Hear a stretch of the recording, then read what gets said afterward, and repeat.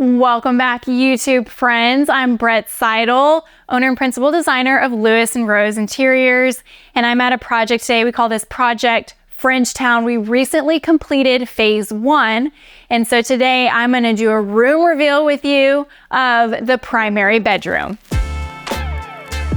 I'm Brett Seidel, the owner and principal designer of Lewis & Rose Interiors, a residential interior design firm located in booming Frisco, Texas. We are so excited to bring you everything from practical design tips and tricks to fun room reveals to informative interviews and, of course, a whole lot of really beautiful designs. Like, subscribe, and then comment with your thoughts and questions. We love hearing from you and can't wait to share with you some truly fun and inspiring content. So welcome. Okay, so come on with me and I'll show you some of my favorite parts of this bedroom.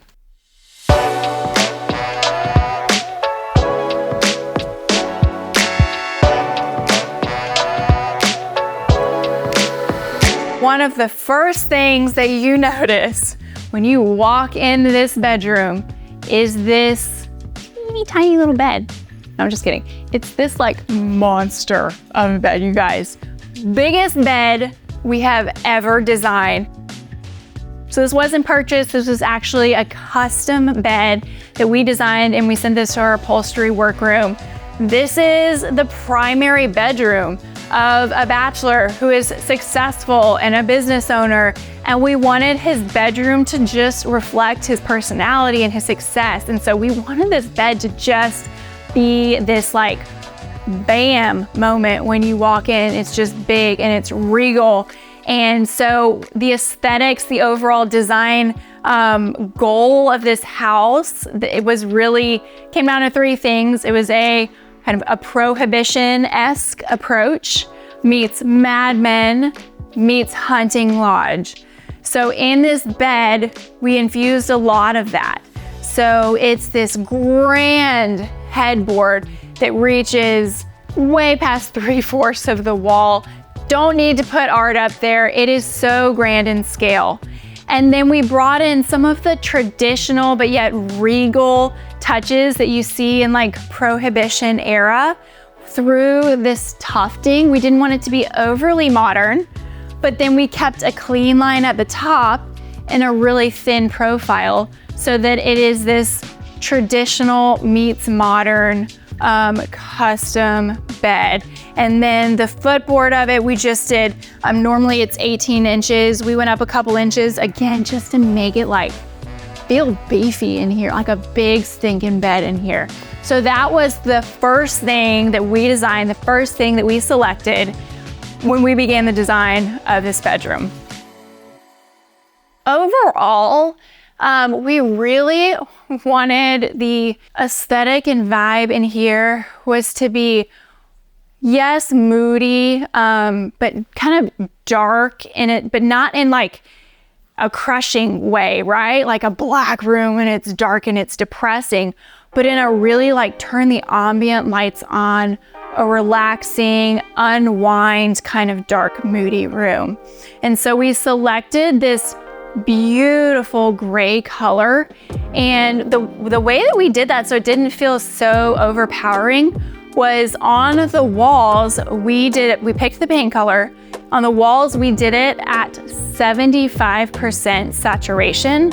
So that means you take the normal paint color that you would see like if you walked in like Sherwin-Williams, and then you say, hey, I want it at 75% saturation. They pour a little bit of white into it. So it's the same color tone, a little bit lighter.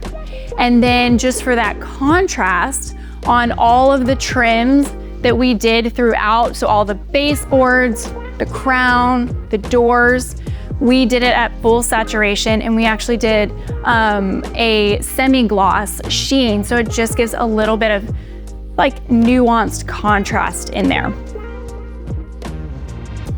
One of my favorite elements of this room is if you actually pan all the way up.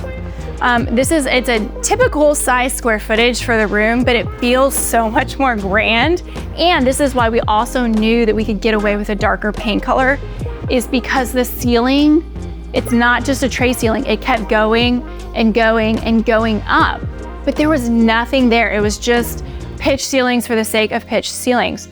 So we really wanted to utilize the already potentially interesting architectural detail and play it up.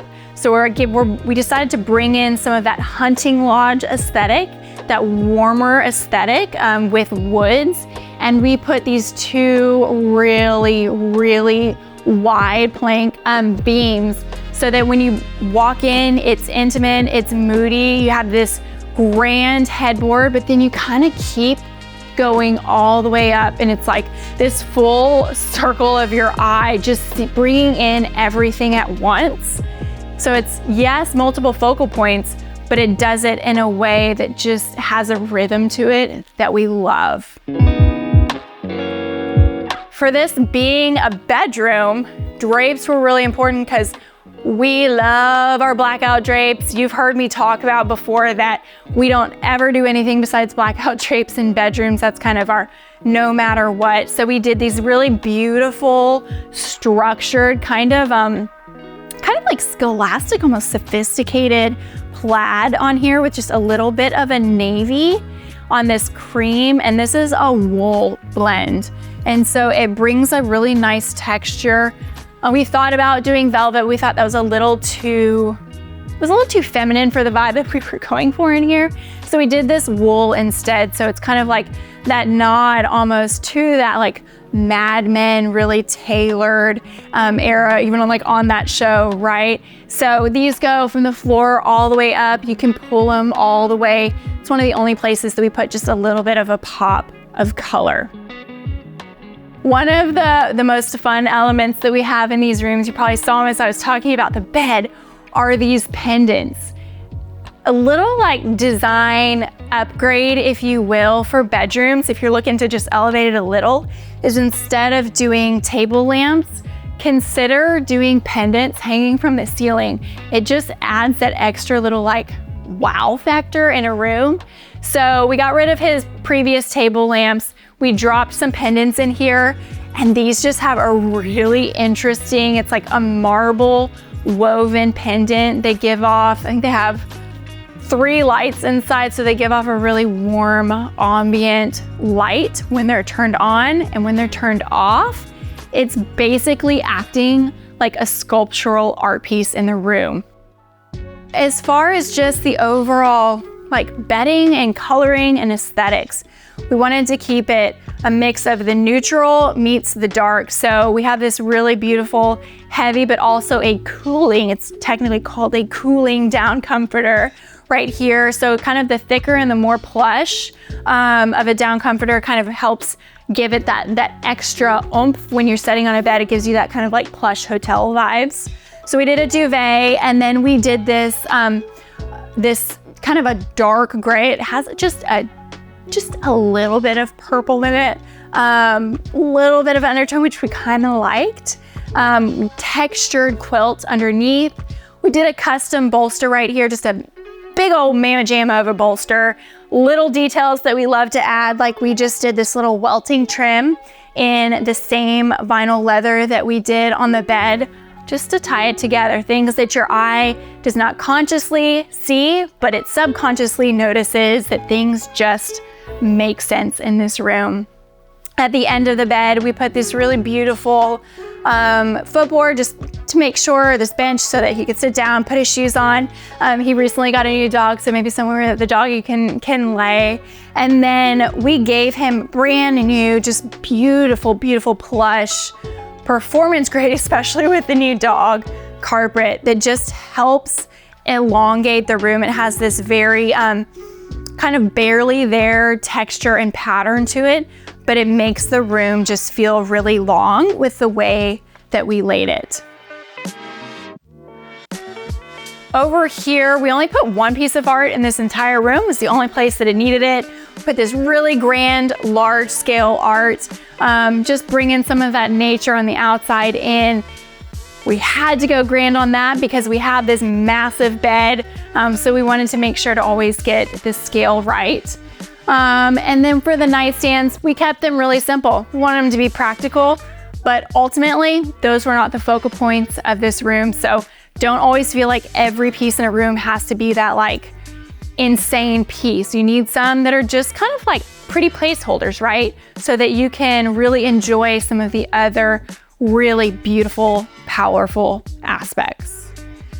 Okay guys, that was the primary bedroom for our Frenchtown project. If you're loving these videos, please make sure that you press like on them, that you subscribe, turn on the notifications so that you can see all of the videos and be notified of the ones that we do next, like every week. We do them every Sunday, so make sure that you turn that on, and I will catch you next time for that next video.